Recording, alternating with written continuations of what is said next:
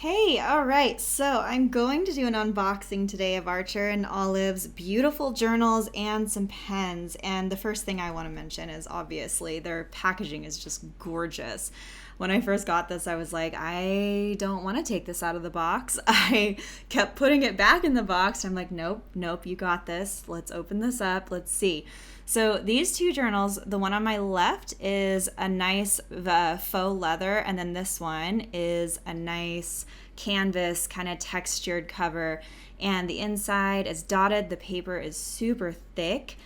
It does not bleed, which is awesome. I've tried it with multiple pens that has this back pocket here that you can put things in, but the paper is just what I'm most impressed with because I've seen a dot journal or 17, and you probably noticed that it can be thin, it can bleed, etc.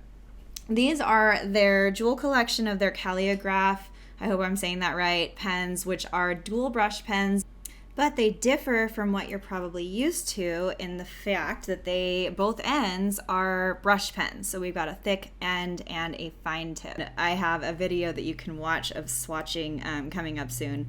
So love these so very much. And then the other pen set that I want to share is this Acrylograph set. And these are fine tip bullet point paint pens made of acrylic.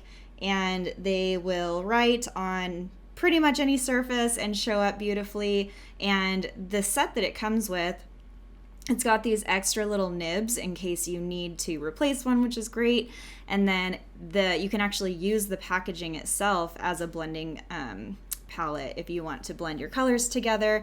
So these are great pens. You would just pump the tip, it flows, the paint will flow, and then you can create anything your heart desires. So stay tuned for some swatching videos, which will start tomorrow, and I'm going to be featuring all of these beautiful products in action, and I will see you soon.